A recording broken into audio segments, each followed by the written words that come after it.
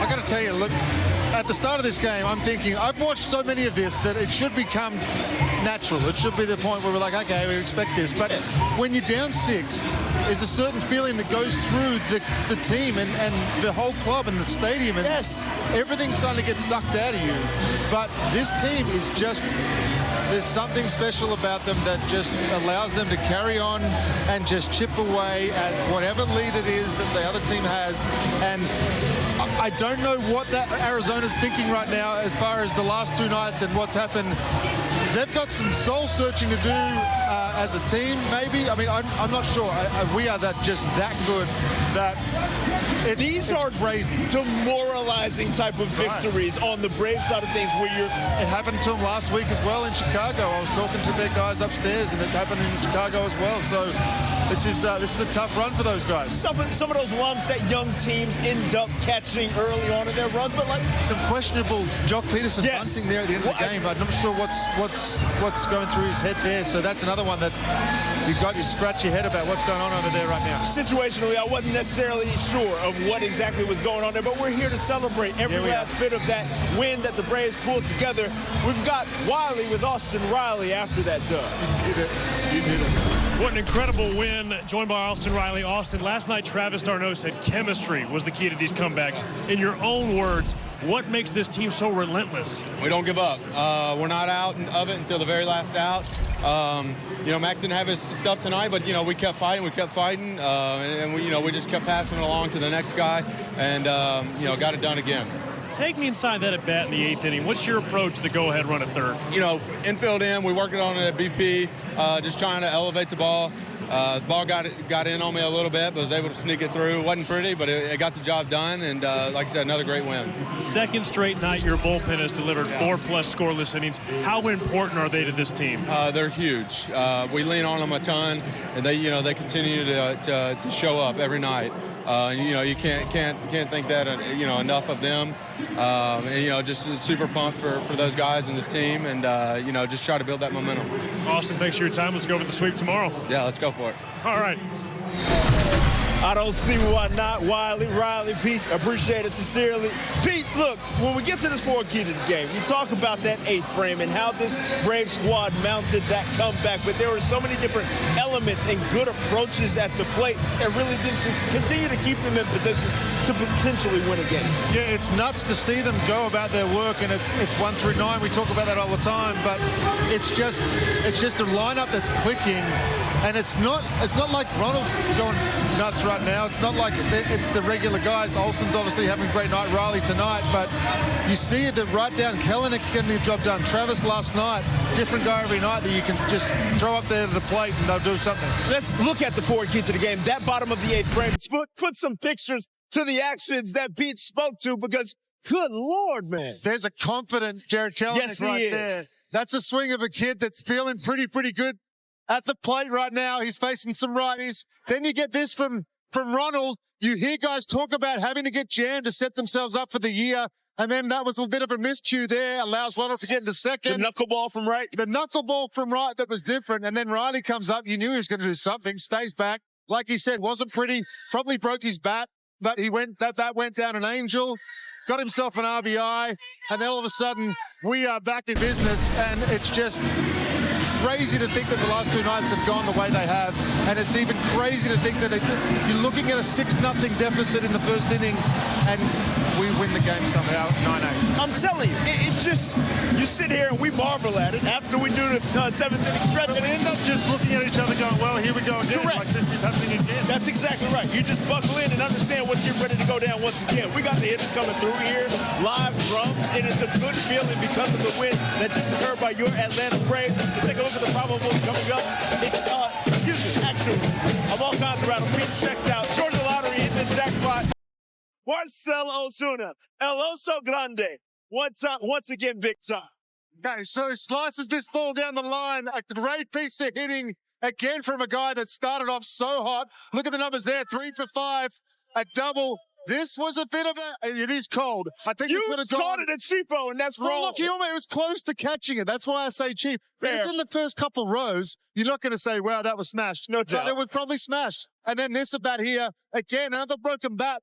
but just doing enough to get the ball, put the ball in play, make something happen, a rally starts, and then all of a sudden we're walking away with a victory against the team that went to the World Series last year. And we are showing exactly why, even though we're not even playing on all cylinders right now, guys. So you got to figure when this team actually starts to roll and not just a comeback specialists, they're gonna do some things to teams that it's gonna be kind of serious. Right, they're just kind of moving the line, kind of holding things together, making ways to win. And when they start, it's dangerous, scary hours for all opponents across Major League Baseball. Let's take a look at the probables coming up for Game 3. This chance for a sweep gets handed to Chris Sale. The confidence with which Jared Kelenic has at that plate. Dog, he gets the Toyota Let's Go Places honors because of how well he seems to just hold steady to that approach every single time. Let me say, this kid's the pressure's been on him since the minute he got to the big leagues with Seattle. He was a massive prospect, and he obviously had some tough times over there, but they've made him feel so comfortable in a Braves uniform. That clubhouse, this coaching staff, the front office, everybody involved in that transaction. Look at what he's doing right now. This is what they expected him to do in Seattle, and he's obviously feeling comfortable enough to see a kid have his family and have a night like this with the amount of family who was obviously in the building tonight. That's going to add even more confidence to him. So watch out for him. Look at how fired up he is. You can't replicate that emotion. The struggles that he's been through to the highs that he's feeling now. They say that you can't feel the highs unless you feel the lows. Well, these highs right now have got to feel pretty good. Look at that squad. Whole team with him. Watching him on a night like tonight. The Kelenic crew. The thing about Jared, he's probably going to be out there anyway if he goes 0 for 5, but to be there with those numbers tonight, that's got to feel pretty special. It makes it a lot easier to smile in those photos, man. Like, it really does. It shows how this organization can get around you if you're in that clubhouse and really boost up your spirits, because as they said on the broadcast, pressure gets taken off of him from an offensive standpoint when he knows where he's at in this lineup and who's around him. And his defense, he's playing up at the moment too. He's playing great defense when he gets in there. He made a catch tonight that I turned to you and I said, I'm not sure if there's another left fielder that we've had here lately that could have made that play. Shores up that position, no question. Right, and that's exactly what they went out and got him for. And it also speaks to the genius of the one Alex Anthopoulos right now that looks pretty good. I'm sure he wants to give it another couple of months before we grade him out on that one. Right. But right now it's looking like another pretty decent move by him. Dog, I'm ready to crown him. Like, that's solid pickup. But if we do spin it back to the early goings of this evening, Max Fried goes out there, coming off of the shortest start of his career. Oh, boy. Tries to battle, and it just something wasn't clicking in that first frame. There was something off. We were watching it unfold, and it was just mechanically, the stuff wasn't moving the way that you're supposed to watch Max Fried stuff move. The sinker was cutting at times. The four-seam was even cutting. The four-seam was not doing, the sinker wasn't doing anything that it was supposed to do. It was honestly, it was flat. The slider was flat. Even going into that second inning, he couldn't find that slider. It felt like to me, he was in between breaking balls. He couldn't find the difference, the different release spot. He's going to make that play, like they said in the broadcast, 99 times out of 100, he will make that standing up. There was more soft contact tonight, but you're just watching this unfold and you're thinking, oh my goodness, Max, what's going to happen? To his credit, he bounced back in that second inning and ended up pitching into the fifth. So that was a massive effort. Massive effort. Something clicked. I'd love to hear him at the podium, because if he's asked the question, was it something that clicked instantly that you felt because you were a different guy from the first inning to the second when you came out and punched out the middle of their order back to back to back? Yeah, that was absolutely insane. And tell me a little bit about, like, mentally, if you're having to reset like that. I mean, you're talking about a guy that wasn't exactly mentally, like, they didn't say, hey, follow his mental game. They were kind of like, we're lucky he's doing what he's doing with the movement that he's getting out of those pitches. So for him, look, to go from what happened in the first inning last time out to be sitting there staring down the barrel of the exact same thing, they said, and I agree with them on the broadcast, that he was probably one hitter away from coming out of that game. And then you see Dylan Lee warming up, and he was firing. He was probably one hitter away from coming into that game. And then he has to warm up again and come back into the game later. Still dialed in and gets us through a couple of innings. Like, this is not normal stuff you're seeing from these guys on a nightly basis. You don't normally see just shut down, but these guys are doing it. And I think it's the presence of Jesse Chavez that has turned this whole thing around. Hey, man. He's back. You put him in a Braves uniform, special things happen for him. It's magical. And the rest of that clubhouse, apparently. I am not against it for one. And we will continue recapping this excellent win from your Braves. It's great. This team doesn't quit, and to do it in front of our fans, which is, they're awesome. They keep us in it, and they were in every pitch. Those are two pretty fun games the last few minutes. Just to see Max go through that rough first inning and get to the fifth. I'm not worried about Max whatsoever.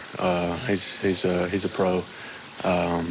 He's probably harder on himself than anybody else. So I know he's itching to get back out there again. So, but that was good to see. After that first, to kind of get settled in and get things going. You guys are behind and trying to come back. How important is it to just stay loose in that dugout? How everybody's still kind of no panic and things like that? No, I mean, this is a pretty experienced clubhouse, and guys are pulling for each other, and we lean on each other a lot, and I think that you got to do that, and even more in those moments of just pulling for each other, passing it on to the next guy, and we did that. Start that Marcell's off to this year after struggling early last year. No, it's great. He's in a good spot. He's having fun. Like I said, he works really hard and cares a lot. So it's good to see. How much fun does he bring to the clubhouse and the dugout? I mean, does he keep the guys laughing? Oh yeah, he's great. He's Big Bear for a reason. So we love having him, and to get a hot start going that he's doing is really encouraging. We hear and see Ozzy and RC and stuff. How would you describe the way? They stay on Marcell pretty hard. You'll have to ask them, but no, it's all light, it's all fun. It's all, like I said, keeping the clubhouse light, keeping the dugout light. Like I said, we're out there having fun, and like I said, I think that's a big reason why we're able to stay in those types of games. How difficult was it to hear about the Strider news? Oh, devastating. You never want to hear something like that. Like I said, from a guy that works so hard and is so, honing in on his craft. He cares so much.